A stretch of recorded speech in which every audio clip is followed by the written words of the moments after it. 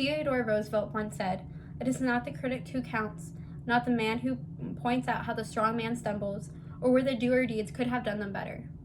The credit belongs to the man who is actually in the arena, whose face is marred by dust and sweat and blood, who strives valiantly, who errs, who comes short again and again, because there is no effort without error and shortcoming, but who actually does strive to do the deeds, who knows great enthusiasms and the great devotions, who spends himself in a worthy cause." This quote cannot better describe my grandfather. Today, I'd like to pay tribute to Joel Leon Biliouris, who passed away the day before Thanksgiving in 2019. He is the epitome of the man in the arena and motivates me to be the person I am today. Joel lived a very full life. He served in the U.S. Navy for 40 years and also had a wife and 3 boys. While still attending high school, Joel enlisted in the Navy in 1961. He received his bachelor's degree in business administration at Bryant College. Then he was the ensign in Supply Corps and completed Navy Supply Corps school and served on the USS Greenland. He completed an intern program and was the director of contract administration. He completed Naval postgraduate school and got his master's in contract management, and also was director of purchasing and contracting. Then he was assistant supply officer on the USS Frank Cable, fleet support officer, director of contracting, supervisor of shipbuilding, conversion and repair, and also served on the USS Emery Land as supply officer. After that, he served as deputy director and commander of defense contract management and completed executive training programs.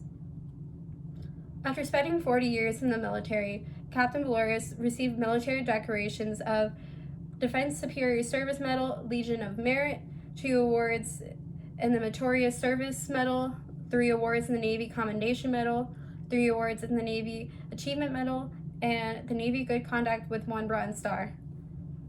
Working in the military, he was able to see a lot of different places. Internationally speaking, he went to Italy, Norway, Scotland, and the Caribbean. Domestically, he went to Rhode Island, Alaska, Connecticut, South Carolina, California, New Hampshire, Virginia, Georgia, and Massachusetts. Though he didn't share this life alone, he shared it with his wife and boys.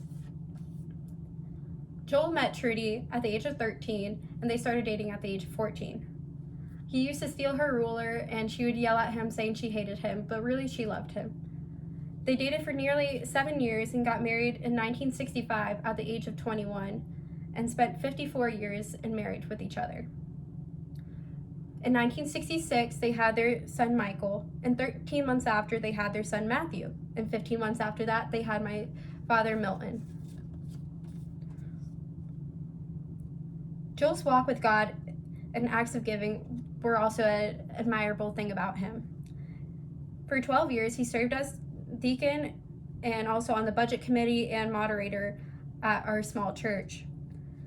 It was his leadership that was a driving force to many integral decisions there. One of the most memorable things about him, though, is his acts of giving. Joel is the type of person that would give you the shirt off his back if you needed it. He was a great contributor to our church and also to families in need. He has given me a great deal in my life, but one of these things that he's given me were these socks. When I was 18, I was complaining about how I was so broke that I couldn't afford socks and I needed some more. And upon hearing this, he went out and went to a little girl's store and bought me a pack of socks, which to my surprise fit me. But it was just that act of generosity that was just a token of his character. Joel lived a legacy that impacted all that were around him. He truly was the man in the arena and was a great example to us all. Though he is no longer with me physically, I carry a piece of him wherever I go. I see him in my dad and my uncles with their wisdom and generosity. I see him in my grandma as we recollect memories about him. And I see him in every person he's impacted because I know they carry a piece of him with him too. So let us all strive to live a life like Joel Leon Biliouris. Thank you.